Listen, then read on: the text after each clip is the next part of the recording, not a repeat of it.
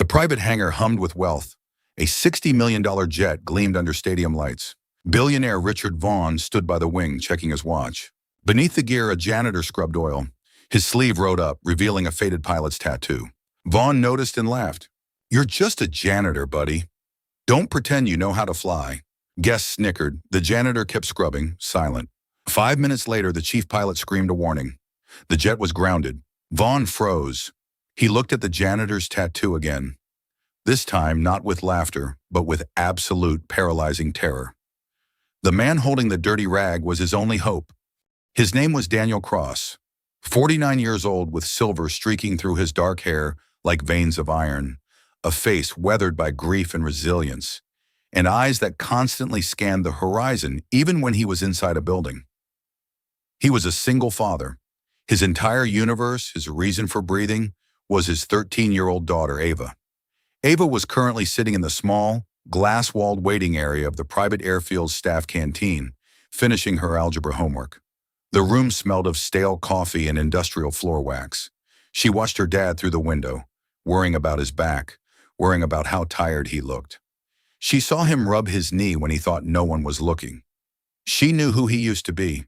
She knew why he was holding a rag instead of a yoke. She remembered the photo on the mantelpiece. Dad in a crisp uniform, smiling with Mom in front of a Learjet. That man seemed like a stranger now. Inside the canteen, Ava tapped her pencil against her cheek. She didn't just see a janitor. She saw the man who used to point out constellations to her from the backyard, naming them not by their myths, but by the navigational stars he used to steer by. She missed that version of him, the one who walked with his head up, not the one who constantly checked the floor for scuff marks. But she never said it. She knew he carried a weight she couldn't fully understand, a silence that had settled in the day Mom didn't come home.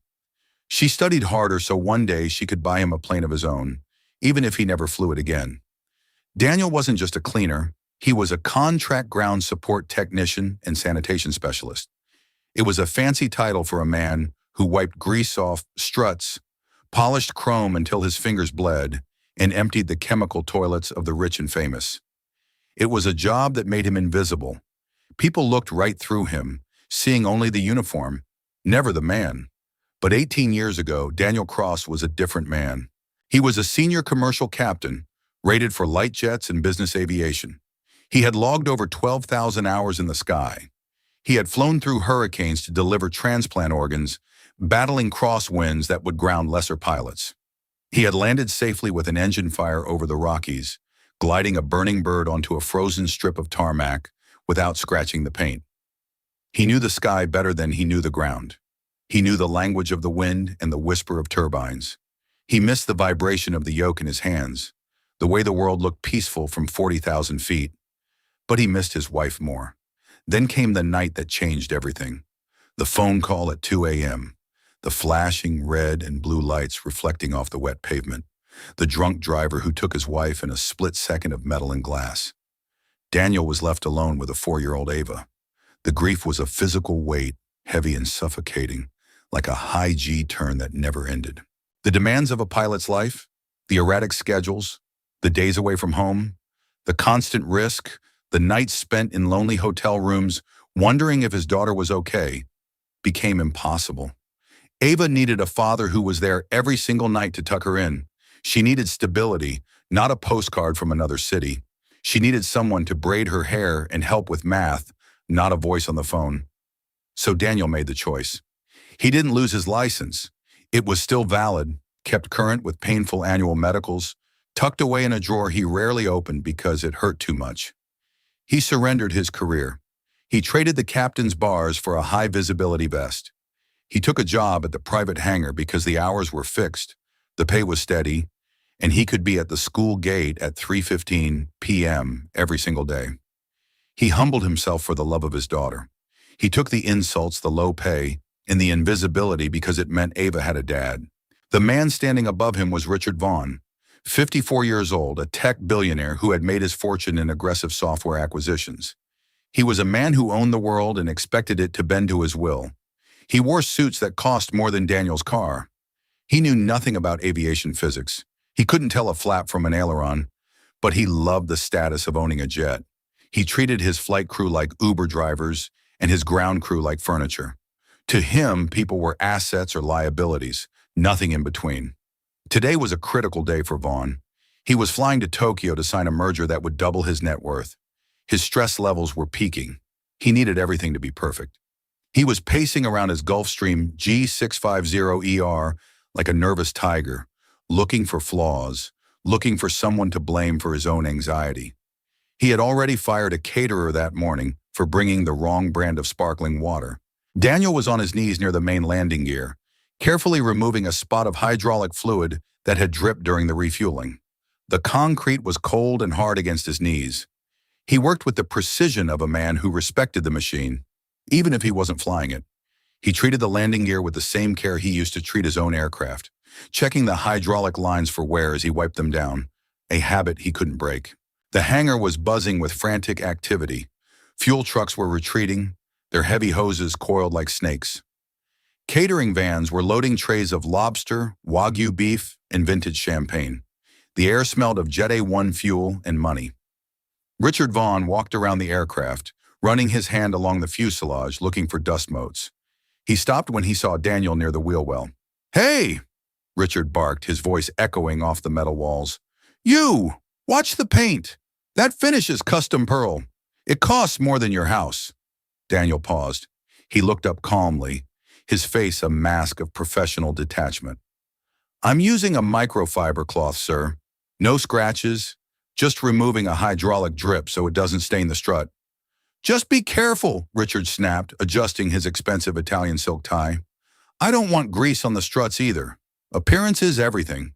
If I arrive in Tokyo with a dirty plane, I look sloppy. If I look sloppy, the deal dies. Do you understand how much money is riding on this?" Daniel nodded, lowering his head. "Understood, sir." He reached for a clean rag from his back pocket.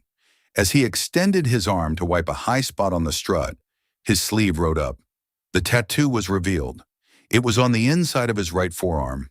Old ink, slightly faded by the sun and time, but unmistakable to anyone who knew the industry. A pair of vintage pilot's wings with a specific certification number underneath, a TP4921. It was the mark of a man who had earned his place in the clouds, not bought it. Richard's eyes caught the ink. He squinted, confused for a second, then let out a sharp, incredulous laugh. "Look at this!" Richard called out to his entourage of lawyers and assistants standing nearby, pointing a finger at Daniel like he was a zoo exhibit. "The janitor has a pilot tattoo. Can you believe it?" The group turned, smirking, eager to please their boss. A young lawyer giggled behind her hand. "What is that?" Richard asked, stepping closer, invading Daniel's personal space. "Did you get that at a carnival? Or is that from a video game? Ace Combat, maybe?" Daniel didn't stop working. He wiped the strut clean, his movement steady. "It's from my service record, sir. I used to fly this class of aircraft." Richard laughed harder, a cruel barking sound that grated on Daniel's nerves. You? You used to fly a $60 million Gulfstream? Please, don't insult my intelligence. Look at you." He gestured at Daniel's stained jumpsuit and worn work boots. "I flew the G4 and the G550, sir," Daniel said quietly, his voice steady, refusing to rise to the bait. "Similar avionics suite in the early models. Different engines, different range, same physics." Richard shook his head, looking at his guest with mock disbelief. "Unbelievable. The guy cleaning the tires thinks he's a captain. Listen, buddy, let me give you a reality check. If you were a pilot, you wouldn't be on your knees wiping up oil for minimum wage. You're just a janitor. Stick to the mop and leave the flying to the professionals who actually made something of themselves." The insult hung in the air, heavy and toxic. It stung worse than the chemicals Daniel used to clean the toilets. It attacked his dignity, his history, and his sacrifice. "Yes, sir," Daniel said. He didn't argue. He didn't pull out his license. He didn't tell Richard about the lives he had saved or the storms he had conquered. He didn't mention that he could probably fly this plane better than the man currently sitting in the cockpit. He just swallowed the pride, buried the captain deep inside, and focused on the job. He thought of Ava sitting in the canteen, eating a vending machine sandwich. He did this for her. Richard turned away, dismissing Daniel entirely as if he were a bug on the windshield. Let's get on board. I want wheels up in 10 minutes. I don't pay these pilots to sit on the tarmac burning my time. Daniel finished cleaning the strut. He stood up, brushing off his knees. He watched Richard climb the air stairs with the arrogance of a man who had never been humbled by gravity. Daniel moved his equipment cart back to the safety line. He watched the chief pilot, a younger man named Captain Stevens, walk around the aircraft for the final pre-flight inspection. Daniel noticed Stevens looking stressed, wiping sweat from his forehead, checking his iPad repeatedly. Stevens was a good pilot, but he was young, and he was terrified of Richard Vaughn. The atmosphere in the hangar was tense but routine. Just another billionaire in a rush. Just another invisible day for Daniel, until the sound of a sharp, piercing warning chime echoed from the open cockpit door. Captain Stevens was in the cockpit, running the final system checks. The auxiliary power unit, APU, was screaming softly, powering the aircraft's systems. The flight deck was lit up like a Christmas tree with digital displays. Suddenly, a master caution light flashed amber on the central display. Ding, ding. Pressure system fault. Aft cabin sensor mismatch. Stevens frowned. He tapped the screen. That's weird. He reset the system. The warning cleared, then popped back up instantly, persistent and annoying. He picked up the radio. Ground maintenance, this is the flight deck. We have a recurring fault on the aft cabin pressure sensor. I can't clear it for taxi. It's showing a Delta P error. Richard Vaughn, who had just strapped himself into a plush leather seat with a glass of scotch in hand, unbuckled and stormed up to the cockpit door. What is the holdup? Why aren't we moving? The champagne is getting warm. Sir, we have a sensor warning, Stevens explained, sweating under his collar. It's showing a fluctuation in the pressurization system. I can't take us to 45,000 feet if the plane thinks it's leaking air.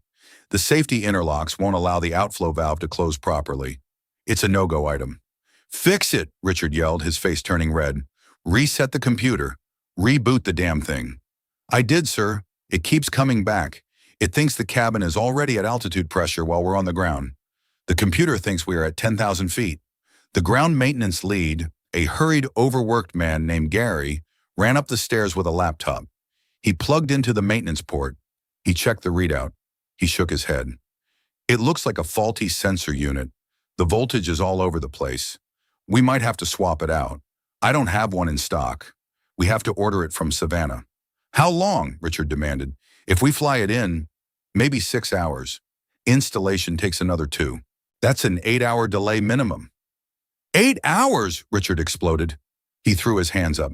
I have a signing ceremony in 12 hours. I cannot be late. This deal is worth $500 million. This is unacceptable. Do you hear me? Unacceptable. Daniel was standing by the wingtip, coiling a high-pressure hose. He heard the shouting. He heard the specific description of the error from the open door. Aft cabin sensor mismatch. Delta P error. He knew this aircraft. He knew the G650ER intimately from his days studying the manuals, even after he quit flying, just to keep his mind sharp. It was his way of staying connected to the world he lost. He knew that the aft pressure sensor on this specific model was located near the outflow valve ducting, a sensitive piece of equipment designed to measure microscopic changes in air density. He also knew something about the hangar that the pilots didn't. He had seen the morning crew rushing, cutting corners to get the cabin warm for the boss. Daniel hesitated.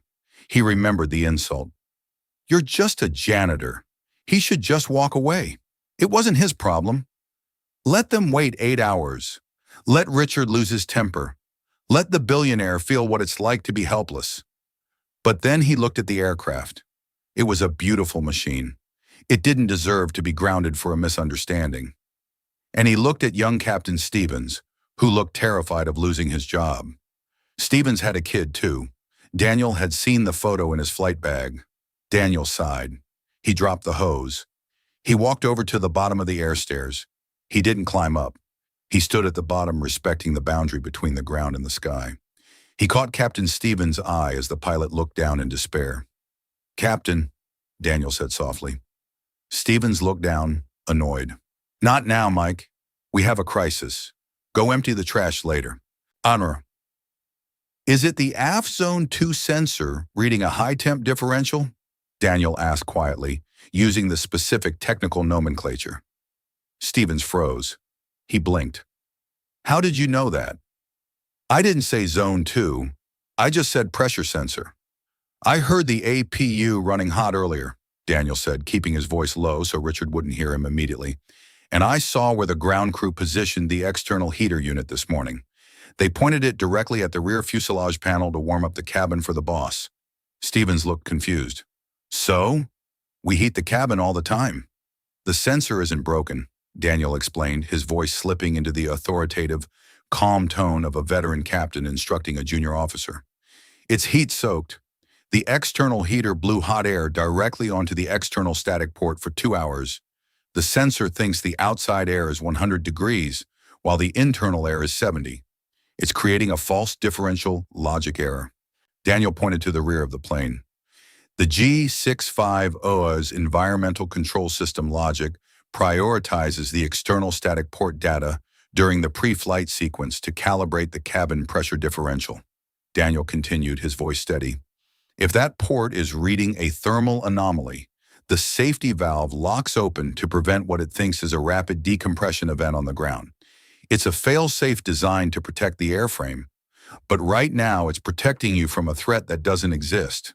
The computer isn't smart enough to know it's just a heater. It just knows the numbers don't add up. It's a logic lock, not a hardware failure. Stevens stared at the janitor. The logic was sound. It was brilliant. It was something only someone who understood the deep systems architecture, the interplay between thermodynamics and avionics logic would know. You've seen this before? Stevens asked. Daniel nodded. Once, in a G550 over Alaska. We had a ground heater stuck on the port to de-ice it. Same error. We almost scrubbed the mission until I figured it out. Richard Vaughn appeared at the door, his face red with rage. Why are you talking to the janitor? I told you to fix the plane. Get him away from the aircraft. Sir, Daniel said, looking up, his eyes locking onto the Billionaire's. I'm not trying to delay you. I'm trying to help you leave. Ask your pilot to check the external static port temperature reading on the maintenance page. If it reads over 120 degrees Fahrenheit, it's just residual heat. Richard laughed, a sound of pure disbelief. You think you know more than my chief pilot because you washed a window once? This is ridiculous. Security! But Captain Stevens wasn't laughing. He was already typing into the Flight Management System, FMS. He navigated to the Maintenance Diagnostics page. He's right, Stevens whispered, his voice cutting through Richard's tirade. Static port temp is 128 degrees. It's cooking back there. The sensor is saturated. The silence on the tarmac was deafening. The only sound was the distant hum of the city. Captain Stevens looked at Daniel with wide eyes. What's the fix? Do we need to replace it? Do we have to wait for it to cool down naturally? That could take an hour. No, Daniel said calmly. Just grab a can of compressed cooling air, the stuff you use for avionics cleaning. Spray the external port for 10 seconds to cool the thermocouple down. Then cycle the system reset. It will clear instantly. Richard crossed his arms. This is insane. I am not letting a janitor perform maintenance on my jet. This is a violation of protocol. I can do it, sir, Captain Stevens said quickly, realizing the janitor was offering a lifeline. It's non-invasive. It's worth a try before we cancel the flight. It's just cooling air. Stevens ran down the stairs. He grabbed a can of compressed air from the maintenance cart. He walked to the rear of the fuselage, located the small silver static port. He touched the metal around it. It was hot to the touch. He sprayed the port. The frost from the can coated the metal. Hiss. The sound was sharp in the quiet hangar. He waited 10 seconds. He ran back up the stairs. Cycling the system now. He punched the reset command into the overhead panel. Richard stood in the doorway, glaring at Daniel. Daniel didn't look down this time. He stood his ground, wiping his hands on a rag. He wasn't arrogant, just certain. He knew his machines. From the cockpit, a chime sounded. A beautiful, musical chime. Fault cleared. Systems normal. Captain Stevens poked his head out, a massive smile on his face. It's gone. The pressure system is green. All parameters are normal. We are ready to taxi. Richard Vaughn stood frozen. He looked at the cockpit. He looked at the cleared error message on the screen. Then he looked down at the man in the dirty jumpsuit standing on the tarmac. The smirk was gone from the billionaire's face. It was replaced by a look of profound confusion and a dawning, uncomfortable realization. The janitor hadn't just guessed.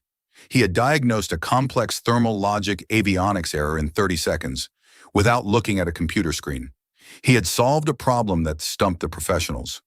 "You," Richard stammered, "you knew that? Off the top of your head? How?" Daniel shrugged slightly. "Physics is physics, sir. It doesn't change because of a job title. Heat expands. Sensors get confused. It happens." Richard walked slowly down the stairs. He stopped in front of Daniel. He looked at the tattoo again. This time he didn't laugh. He saw the certification number. He saw the wear on the skin. He realized that those wings weren't a sticker. They were earned in the cockpit of high-performance machines. They were earned through thousands of hours of boredom and moments of sheer terror. "You really were a pilot," Richard said, his voice quiet. "I am a pilot," Daniel corrected him gently. "I just don't fly for a living anymore." Richard looked at the ground, then at Daniel. For a man with billions of dollars, he suddenly felt very poor in character. "You just saved me a 3-hour delay and a $100 million contract. You saved me." "I just wanted to make sure you got off the ground safely," Daniel said. "Safe flight, sir." Daniel turned to walk away. He picked up his bucket. He went back to being the janitor. He didn't ask for a reward. He didn't ask for an apology. He just went back to work. Richard Vaughn stood there for a moment, watching the man walk away. He realized he had been a fool. He had judged a book by a cover he didn't bother to read. He realized that competence often wears the humblest clothes. "Wait!" Richard called out. Daniel stopped and turned. Richard walked over to him. "Do you still have your license? Is it current?" "It is," Daniel said. "I keep my medical up to date, just in case." "Why are you doing this?" Richard gestured to the hangar, to the mop, to the dirty floor. "Why are you scrubbing floors when you can solve problems like that?" "My daughter," Daniel said simply. "Ava, she's 13. I need to be home every night. I can't be in Tokyo or London when she needs help with algebra. I can't leave her alone. This job, it gives me the time. Time is the one thing you can't buy, Mr. Vaughn, and I've already lost too much of it." Richard nodded slowly. He understood that.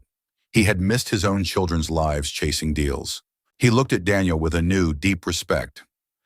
"I need a flight operations consultant," Richard said abruptly. "Someone to audit my maintenance teams, check the logs, ensure safety on the ground. No flying, no overnights. You work from this hangar, 9 to 5. You pick up your daughter whenever you need to." Daniel paused. A consultant role. That meant using his brain again. It meant better pay. It meant respect. And it meant he could still be there for Ava.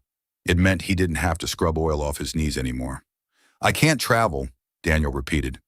"You don't have to," Richard promised. "I have pilots to fly. I need a captain on the ground to tell them when they're wrong. Like you just did. I need someone who knows the difference between a broken sensor and a hot one." Richard stepped closer, his voice lowering so his entourage wouldn't hear. "I need a culture shift," Richard admitted, his voice lowering. "I surround myself with people who say yes because they want a bonus. You stood there in a dirty jumpsuit and told me no because you wanted us to be safe. That is worth more than any algorithm my software engineers can write. I need someone who isn't afraid of me, Daniel. I need someone who respects the laws of physics more than my bank account." Richard extended his hand. "Triple your current salary, full benefits, and you start by firing the guy who aimed that heater at my sensor." Daniel looked at the billionaire's hand. He wiped his own hand on his jumpsuit before shaking it. "I'll take the job," Daniel said. "But I'm not firing anyone today. Everyone makes mistakes. We just need to train them better." Richard smiled. "Fair enough. Welcome to the team, Captain." Daniel walked back to the canteen. He took off his high-vis vest. He wasn't just a janitor anymore. He was the director of ground operations. He walked into the waiting room. Ava looked up from her homework. "Hey, Dad," she smiled. "You're early." "Yeah," Daniel smiled back. rolling down his sleeves, covering the tattoo that had saved the day. I finished my work, and I think we can afford those braces now. And maybe that math tutor you wanted. Ava hugged him. You smell like jet fuel. Smells like victory, Daniel whispered. Outside, the massive Gulfstream jet roared down the runway and lifted into the sky. It was flying safely because of the man with the mop. The tattoo didn't make him a pilot again. The title didn't make him a hero. But in that moment, the world finally saw what Ava had known all along. Her dad was the most important man in the room, no matter what uniform he wore. If you believe that a person's worth is never defined by their current job title, hit that subscribe button to follow more stories of hidden genius. Tell us in the comments, have you ever been underestimated because of your appearance or job? How did you prove them wrong?